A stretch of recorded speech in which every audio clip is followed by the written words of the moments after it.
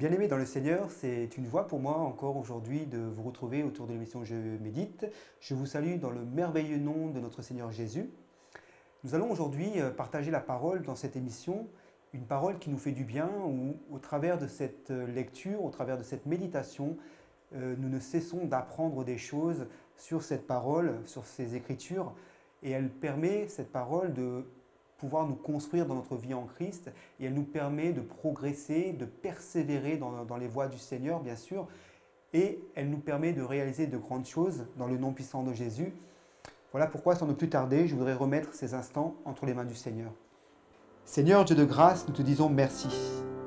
Merci pour ta sainte présence au milieu de nous. Nous voulons simplement, ô Dieu, que tu puisses prendre le plein contrôle, Seigneur, Dieu de gloire, de cette émission, que ce soit toi qui puisses régner en maître au nom puissant de Jésus.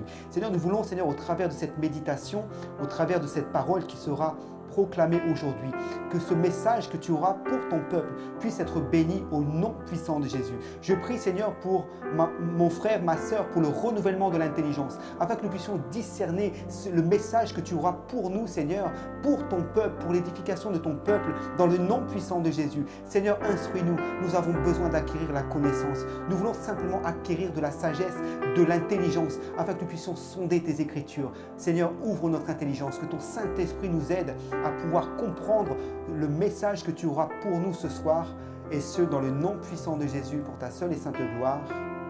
Amen. Bien-aimés dans le Seigneur, nous continuons notre méditation dans le livre d'Hébreux. Nous sommes toujours dans le chapitre 11. Et aujourd'hui, donc, bien sûr, ce chapitre 11 qui a pour terme la foi, nous allons méditer donc, la parole du verset 32 au verset 40. Je lis la parole au nom de Jésus. Et que dirais-je encore? Car le temps me manquerait pour parler de Gédéon, de Barak, de Samson, de Jephthé, de David, de Samuel et des prophètes, qui par la foi vainquirent des royaumes, exercèrent la justice, obtinrent des promesses, fermaient la gueule des lions, éteignirent la puissance de feu, échappèrent aux tranchants de l'épée, guérirent de leur maladie, furent vaillants à la guerre, mirent en fuite des armées étrangères. Des femmes recouvrèrent leurs morts par la résurrection, d'autres furent livrés au tourment et n'acceptèrent point de délivrance, afin d'obtenir une meilleure résurrection. Chapitre 36, verset 36. D'autres subirent les moqueries et le fouet, les chaînes et la prison. Ils furent lapidés, sciés, torturés. Ils moururent tués par l'épée. Ils allèrent çà et là vêtus de peaux de brebis et de peaux de chèvre, dénués de tout, persécutés, maltraités. Eux, dont le monde n'était pas digne, errant dans les déserts et les montagnes, dans les cavernes et les antres de la terre. Tout cela, à la foi desquels il a été rendu témoignage, n'ont pas obtenu ce qui leur était promis. Dieu ayant en vue quelque chose de meilleur pour nous, afin qu'ils ne parviennent pas sans nous à la perfection. Parole du Seigneur. Amen.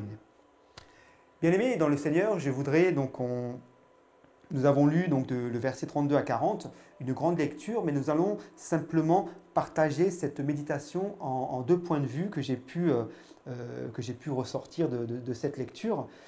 La première étant le fait que là, la Bible nous parle de ces vaillants héros de la foi qui, par la foi, bien sûr, verset 33, la Bible nous dit, par la foi, vainquirent des royaumes, exercèrent la justice, faisaient plein de choses et avaient de la réussite dans leurs entreprises. Et cette foi leur permit de pouvoir justement obtenir des victoires. Et ils ont fait des exploits au nom, bien sûr, au nom de Dieu, bien sûr. Et ce que je voudrais partager aujourd'hui aussi, c'est aussi l'effet inverse qui, au verset 36, nous dit « D'autres subirent les moqueries, le fouet, toute une chaîne voilà, de choses. On parle de lapidation, scier, torturer, donc toutes ces choses qui étaient donc apparentées à la foi, mais qui malheureusement a pu se retourner contre certains croyants de l'époque. Et je voudrais simplement vous donner un verset aujourd'hui dans le 2 Timothée 3 au verset 12. La Bible nous dit « Tous ceux qui veulent vivre pieusement en Jésus-Christ seront persécutés. Voilà pourquoi je voudrais simplement couper cette méditation en 2 points. Bien sûr, nous voulons méditer la parole aujourd'hui simplement pour comprendre que la foi peut nous permettre de réaliser de grandes choses. Bien sûr, la foi permet de pouvoir nous projeter, de pouvoir simplement espérer en une vie meilleure. Bien sûr, nous nous projetons dans l'avenir, nous avons des défis à relever, nous avons bien sûr des choses à faire. Dieu nous aidera dans cette foi. Bien sûr, comme il a fait avec tous les noms que nous avons cités dans notre lecture, tous ces vaillants héros qui ont obtenu des victoires contre l'ennemi, qui ont fait tellement de choses au nom de Dieu. Bien sûr, ça, c'est cette foi qui nous permet d'avoir la réussite dans ce que nous entreprenons, qui nous permet d'avoir la réussite, quoi que nous faisons, quoi que nous fassions, eh bien, cette foi nous permet de réaliser de grandes choses. En contrepartie, la Bible nous dit au verset 36, d'autres subirent les moqueries. Bien sûr, comme je l'ai cité dans le livre de 2 Timothée, chapitre 3, 12, la Bible nous dit que ceux qui vivent pieusement en Jésus seront persécutés. Bien sûr que la foi, malheureusement, lorsque nous sommes des hommes et des femmes de foi, nous voyons que parfois nous vivons notre vie en Christ, notre foi que nous avons en Jésus.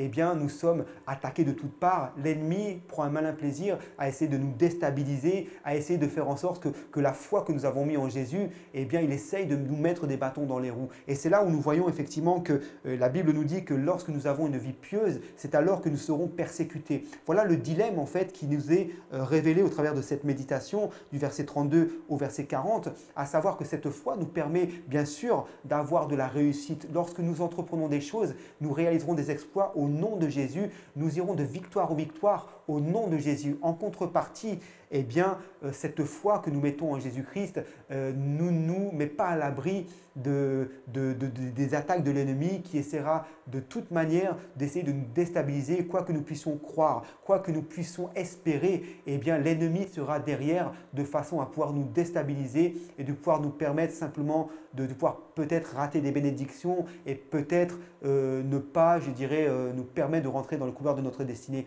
Voilà pourquoi, bien-aimé, je t'invite simplement à faire ce distinguo qui doit être fait entre le fait que cette foi que nous avons en Christ, bien sûr, nous permettra au nom de Jésus d'obtenir des choses dans nos vies de tous les jours, bien sûr, mais en contrepartie, savoir que notre vie en Christ, cette vie pieuse, bien sûr, ne nous empêchera pas de pouvoir être assujettis, je dirais, aux ruses de l'ennemi qui essaiera de toute manière d'essayer de contrecarrer tous les plans que Dieu aura mis en nous. Voilà pourquoi nous devons simplement avoir notre foi révolutionnée. Et nous devons simplement croire que Dieu est capable de nous bénir. Lui qui a béni, lui qui a soutenu tous ces vaillants héros. Ils ont gagné des batailles, des victoires, des guerres. La Bible nous dit que c'était des hommes qui étaient des vaillants hommes de guerre à la guerre et qu'ils mirent en fuite des armées étrangères. Je veux dire, voilà, ce n'était pas des petites choses. C'est vraiment ces gens, ces vaillants héros étaient vraiment…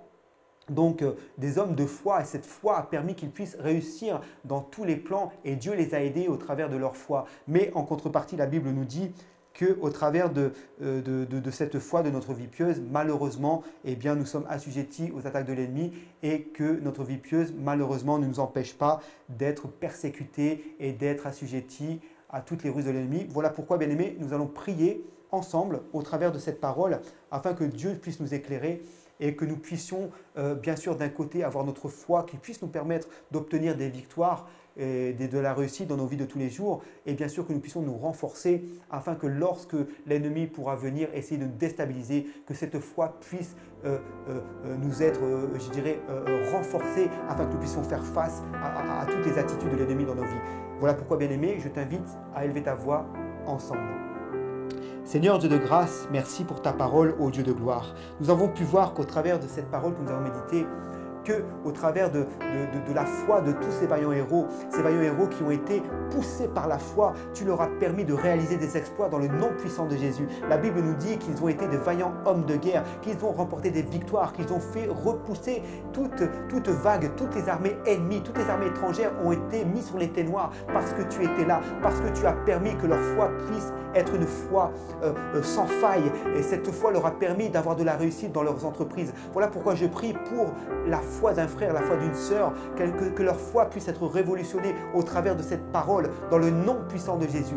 Seigneur, malheureusement, au verset 36, la Bible nous dit que malheureusement, des hommes ou des femmes de foi ont été persécutés. Et la Bible nous dit que dans le livre de 2 Timothée 3,12, la Bible nous dit que lorsque nous avons une vie pieuse, c'est alors que nous serons persécutés. Je voudrais prier, Seigneur, pour la vie d'un frère, d'une sœur, là où ça commençait à être dur, mais là où la foi n'était pas, je dirais, mise à mal, mais lorsque l'ennemi vient s'immiscer. Je prie pour la vie d'un frère, d'une sœur, que toute œuvre de l'ennemi dans leur vie soit, Seigneur, écartée au nom puissant de Jésus. Je brise toute ruse de l'ennemi qui voudrait empêcher la vie d'un frère, d'une sœur de pouvoir simplement s'émerveiller dans cette foi, que cette foi puisse grandir dans la vie d'un bien-aimé, dans le nom puissant de Jésus. Je prie simplement au Dieu de gloire, Seigneur. Quand ta parole nous dit dans Matthieu 17, la Bible nous dit que si vous auriez la foi comme un grain de sénévé, vous diriez à cette montagne, transporte-toi, elle se transporterait et rien ne serait impossible, car cette foi, car ce genre de démon ne sort que par le jeûne et la prière. Voilà pourquoi je veux prier, Seigneur, encore au Dieu ce soir, afin que la foi d'un frère, d'une sœur soit révolutionnée dans le nom puissant de Jésus. Et je crois, Seigneur, au Dieu de gloire, que malgré l'ennemi qui pourra, au travers de notre vie pieuse, essayer de nous persécuter, je veux croire, Seigneur, ce soir, que c'est toi qui agiras et qui révolutionnera la vie d'un frère, d'une sœur, dans le nom puissant de Jésus, pour ta seule et sainte gloire. Amen. Bien-aimés, nous sommes arrivés au terme de notre émission Je médite, une émission que vous pouvez retrouver sur les réseaux sociaux, Instagram et Facebook. Je voudrais simplement t'encourager à ce que ta foi puisse être révolutionnée. Ne t'inquiète pas, Dieu est au contrôle de toutes choses, dans le nom puissant de Jésus. Amen.